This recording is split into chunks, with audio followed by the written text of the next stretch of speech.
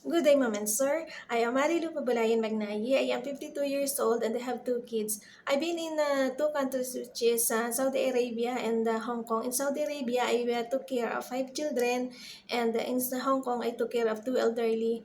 My skills are taking care of children, taking care of elderly, as well as cleaning the house, marketing, cooking, preparing foods.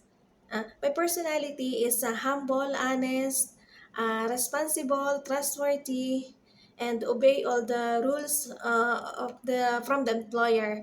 Yes. Uh, if I work with, doesn't matter if no matter what, if I have a co-worker or alone. Yeah. Thank you so much and good morning. Thank you, sir. If you will hire me, I will do my very best as much as you expected from me. Thank you.